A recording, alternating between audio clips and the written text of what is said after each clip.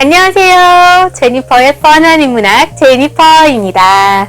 오늘의 주제는 대형 프랜차이즈는 절대 악인가? 입니다.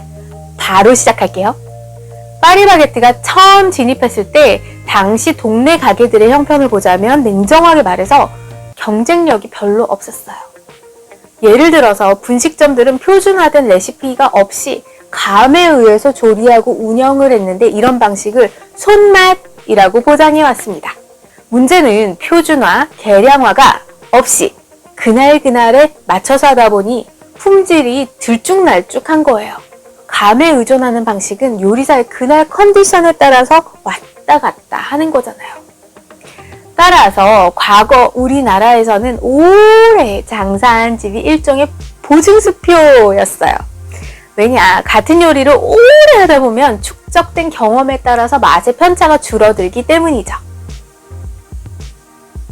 골목 상권 가게들의 품질과 서비스가 좋지 못할 때 한 업종에서 가장 잘 되는 가게, 그러니까 본점의 노하우를 전수받은 가맹점들이 골목에 들어오게 됩니다.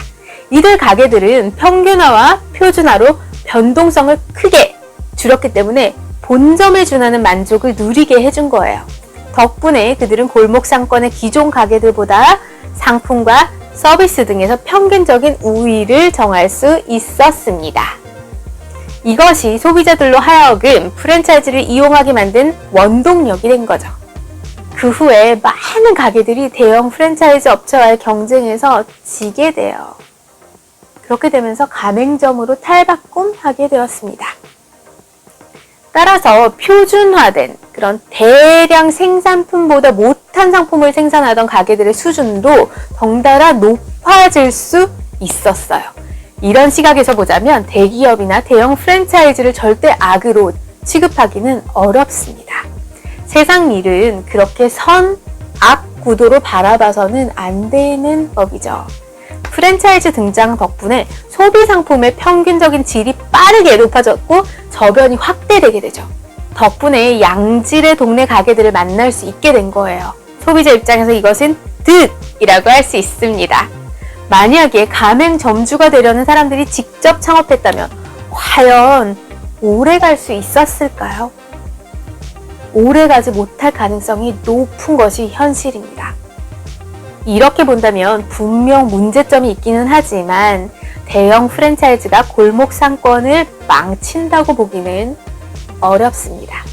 어떤 분들은 골목 상권의 가게들이 프랜차이즈로 빠르게 바뀌는 것을 우려하세요. 그런데 반대로 경쟁력이 떨어지는 가게들이 그저 영세하다는 이유만으로 존속해야 한다고 주장하는 것도 좀 무리가 아닐까요?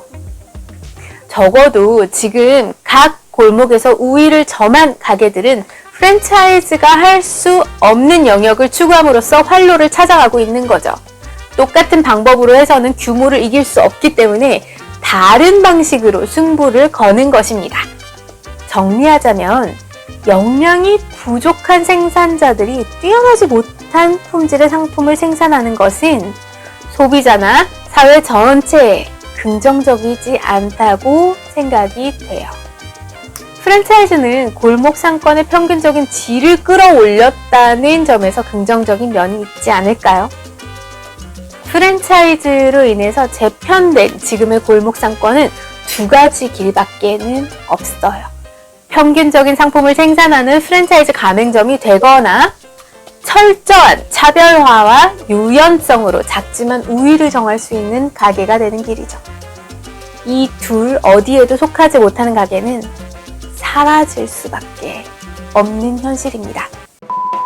개인적으로 저는 자영업을 하시는 모든 분들을 존경하고 응원합니다.